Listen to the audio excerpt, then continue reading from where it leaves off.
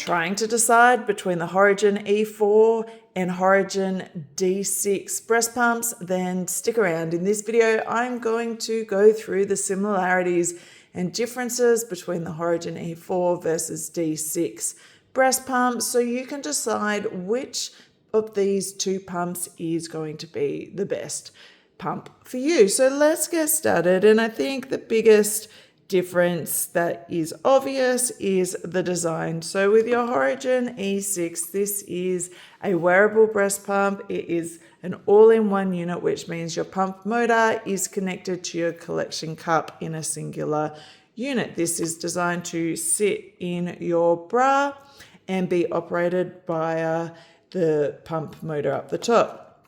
In comparison, the D6 has a separate pump motor that is connected to your collection cup via a tubing.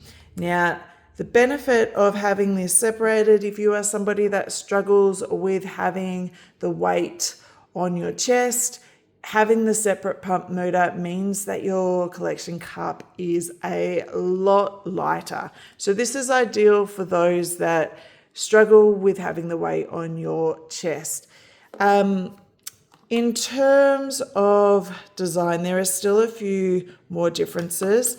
The Horigen E4 actually pumps directly to a bottle. So you can use your storage cap and place this in the fridge for storing as is without the need to transfer your breast milk into another collection container. You can also, there is an adapter that comes with this. Simply screw on the adapter with your nipple and use this as your baby's bottle. So you're not needing to transfer your breast milk at all.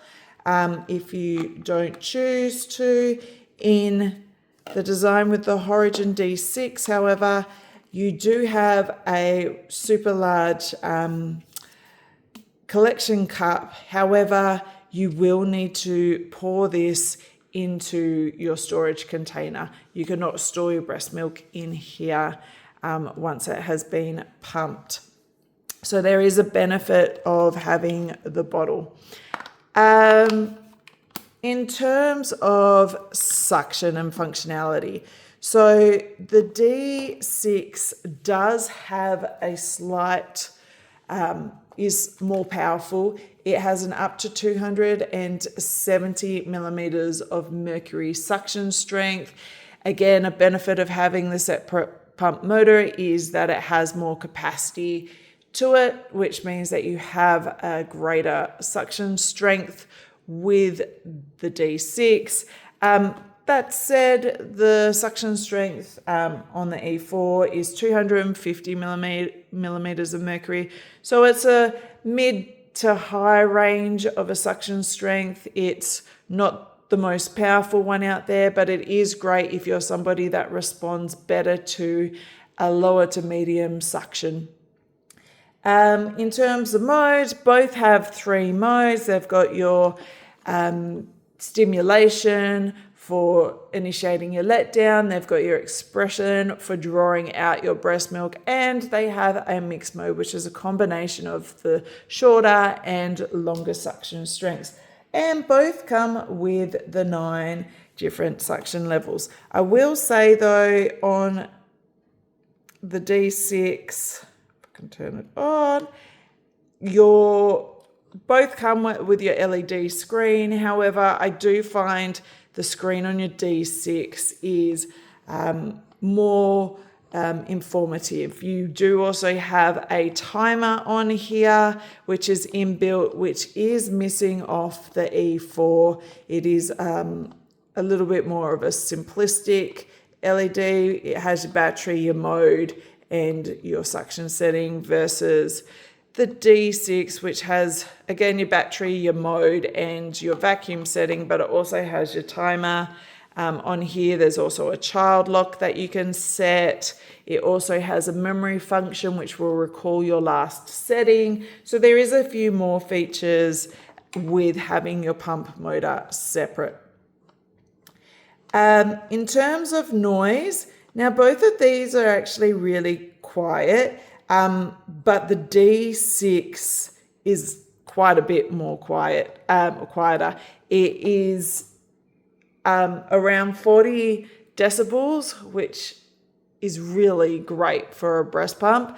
The E4 is more standard around with less than 50 decibels. Again, both are really quiet. You may hear them in a complete silence, but with a little bit of background noise. Both are very quiet pumps. In terms of flanges, now you can see they are slightly different. Both come with this double seal. I do quite like how soft and flexible your D6 flange is. But again, in saying that, the E4 is again a really nice soft silicone. They are both 25 millimeters as your standard, and both come with smaller flange inserts.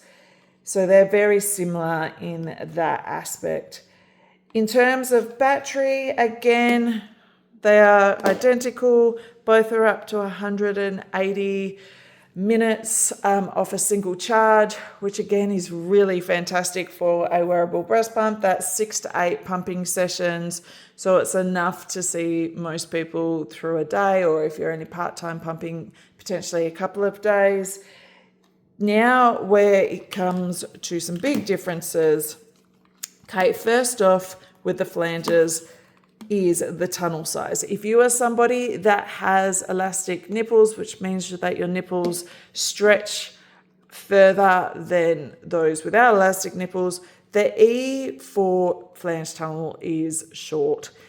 You will struggle having the E4 if you have elastic nipples. The tunnel on your D6 is a lot longer and more likely to be suitable.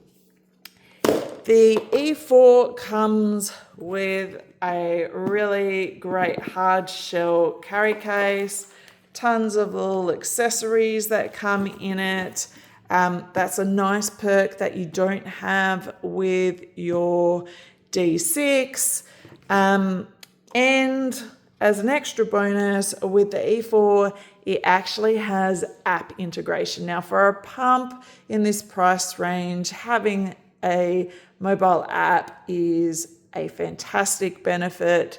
Now, I mentioned earlier that there is no timer on your pump itself. However, in the app, it does have a timer.